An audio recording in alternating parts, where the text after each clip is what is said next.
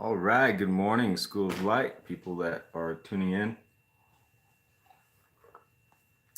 I'm in New Mexico, a little after 7 in the morning. And what we do is we are a correspondence through the mail Bible study course system, and it's free. So if you want to study the Bible in a structured, doctrinally sound way, let me know. Contact us on the schooloflight.org Facebook, schooloflight.org page or the School of Light's Facebook page. Call me personally, send me a message, say, I want these things sent to me so I can study the Bible through the mail. And when you receive it, there's a prepaid, pre-stamped, pre-addressed envelope. You put your answers into it. It comes back to us. We grade it. We make a file for you. And at the end of your series, when you complete it, we send you a certificate of completion. Enough certificate of completions, and you're going to heaven. No, I'm just kidding. You're going to earn college credit. So let's hop right to it. No time to waste. Chapter 6, the book of Numbers. The Lord said to Moses, "Speak to the Israelites and say to them, if a man or woman wants to make a special vow, a vow of separation to the Lord as a Nazirite, he must abstain from wine and other fermented drink and must not drink vinegar made from wine or from other fermented drink. He must abstain from wine and other fermented drink and must not drink vinegar made from wine or other fermented drink. He must not drink grape juice or eat grapes or raisins. As long as he's a Nazirite, he must not eat anything that comes from the grapevine, not even the seeds or the skins. During the entire period of his vow of separation, no razor may be used on his head. He must be holy until the period of his separation to the Lord is over. He must let the hair of his head grow long. Throughout the period of his separation to the Lord, he must not go near a dead body. Even if his own father or mother or brother or sister dies, he must not make himself ceremonially unclean on account of them, because the symbol of his separation to God is on his head. Throughout the period of his separation, he is consecrated to the Lord. Separation, look at, when I say that, think about it as commitment, because he's not separating from God. He's actually separating from things to not maybe get closer to God, but as a honor way to honor God in a way. If someone dies suddenly in his presence, thus defiling the hair he has dedicated, he must shave his head on the day of his cleansing. The seventh day, then on the eighth day, he must bring 2 doves or 2 young pigeons to the priest at the entrance to the tent of meeting. The priest is to offer one as a sin offering and the other as a burnt offering to make atonement for him, because he has sinned by being in the presence of the dead body. That same day, he is to consecrate his head. He must dedicate himself to the Lord for the period of his separation and must bring a year-old lamb as a guilt offering.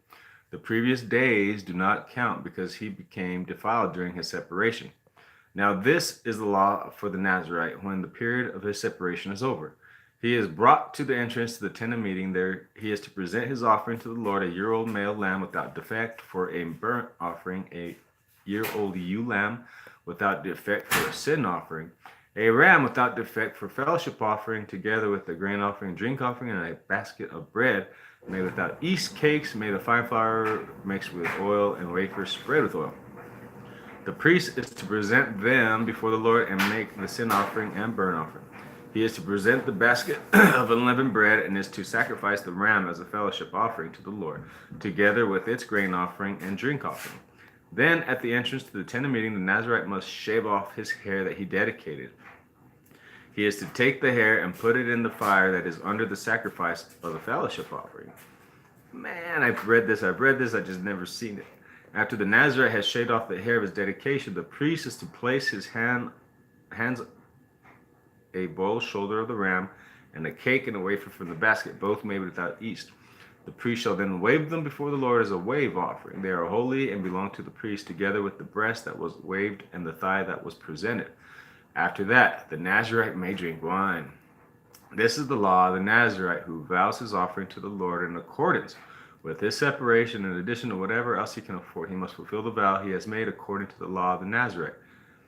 The Lord said to Moses, "Tell Aaron and his sons, this is how you are to bless the Israelites. Say to them, the Lord bless you and keep you. The Lord make his face shine upon you and be gracious to you.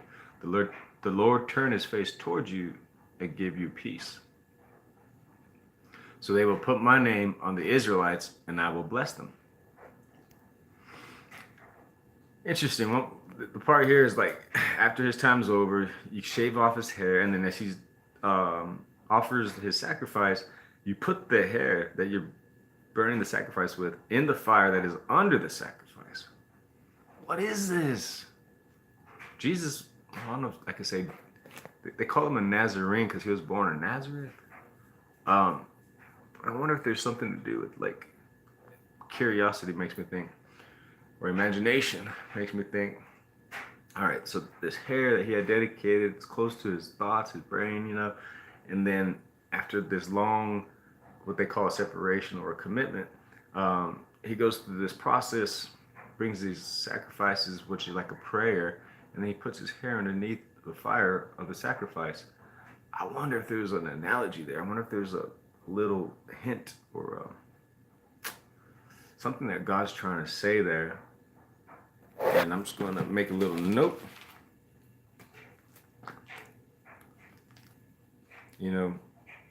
This is like a read through the Bible study. There's some that are topical Bible studies.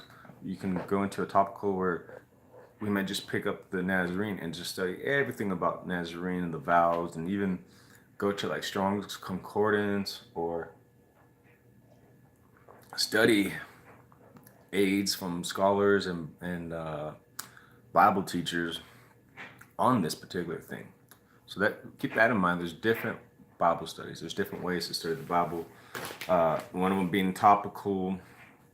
Another one is like, I forget the proper names. But basically, you could read it like I am. You could do a topical study, cross-reference study. There's so many different type of studies. And this one would be interesting to do a more detailed, but I'm moving on to chapter 7. But Moses finished setting up the tabernacle. He anointed it and consecrated it and all its furnishings. He also anointed and consecrated the altar and all its utensils. Then the leaders of Israel, the heads of the families who were the tribal leaders in charge of those who were counted, made offerings. They brought as their gifts before the Lord 6 covered carts and 12 oxen, an ox from each leader, and a cart from every two. These they presented before the tabernacle. The Lord said to Moses, accept these from them that they may be used in the work at the tent of meeting. Give them the Levites as each man's work requires. So Moses took the carts and oxen and gave them to the Levites. He gave 2 carts and 4 oxen to the Gershonites as their work required, and he gave 4 carts and 8 oxen to the Merarites as their work required. They were all under the direction of Ithamar, son of Aaron, the priest. But Moses did not give any to the Kohathites because they were to carry on the shoulders the holy things for which they were responsible. When the altar was anointed, the leaders brought their offering for its dedication and presented it before the altar. For the Lord had said to Moses, each day one leader is to bring an offering for the dedication of the altar. The one who brought his offering on the first day was Nahshon, a son of Amminadab, from the tribe of Judah. His offering was 1 silver plate weighing 130 shekels, and 1 silver sprinkling bowl weighing 70 shekels, both according to the sanctuary shekel, each filled with fine flour mixed with oil as a grain offering, 1 gold dish weighing 10 shekels, filled with incense, 1 young bull, 1 ram, and 1 male lamb for a burnt offering, 1 male goat for a sin offering, and 2 oxen, 5 rams, 5 male goats, and 5 male lambs a year old, to be sacrificed as a fellowship offering. This was the offering of Nahshon, son of Amminadab. There was a lot of sacrifice, animal sacrifice. And the thing is that when Christ came, he eliminated the need for that, because all these animals and stuff was to show us how serious death is, and it required blood, and it was a foreshadowing of what Christ was going to do, and God was going to do through Christ to help or to forgive or to take away the sins of the world, of those who would come to him. On the second day, Nathaniel, son of Zuar, leader of Issachar, brought his offering. The offering he brought was 1 silver plate weighing 100 shekels, 30 shekels, and 1 silver sprinkling bowl weighing 70 shekels, both according to the sanctuary shekel, each filled with fine flour mixed with oil as a grain offering.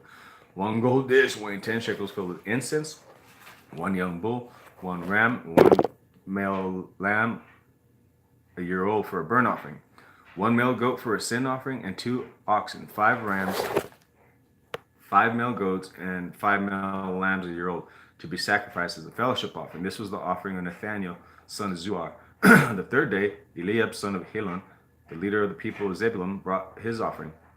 His offering was one silver plate weighing 130 shekels, one silver sprinkling bowl weighing 70 shekels, both according to the sanctuary shekel, each filled with wine, fine flour, mixed oil as a grain offering, one gold dish weighing 10 shekels filled with incense, one young bull, one ram, one male lamb, a year old for a burnt offering, one male goat for a sin offering, 2 ox, 5 rams, 5 male goats, and 5 male lambs, a year old, to be sacrificed as a fellowship offering. This was the offering of Eliab, son of Helon. On the 4th day, Eleazar, son of Shedar, the leader of the people of Reuben, brought his offering. One silver plate, one weighing 130 shekels, one silver sprinkling bowl weighing 70. It's the same exact 5 rams, 5 male goats. Okay. So Eleazar, son of Shedar, the leader of the people of Reuben, brought that. On the 5th day, Shelemiel, son of Zurishaddai, the leader of the people of Simeon, brought his offering, the exact same one.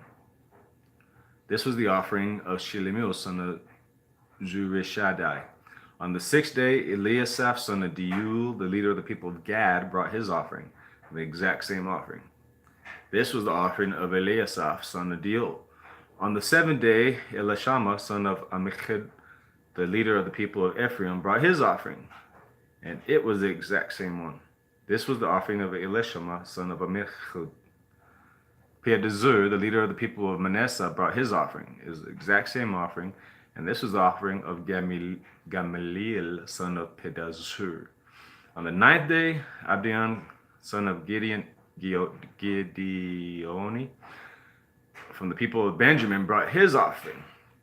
Same exact offering. From offering of Abidian, son of Gideoni. On the 10th day, Achisur, son of Aminshadai, the leader of the people of Dan, brought his offering. And it was the exact same offering. This was the offering of Achiezer, son of Amishadai. Then Okran, the leader of the people of Asher, brought the same exact offering.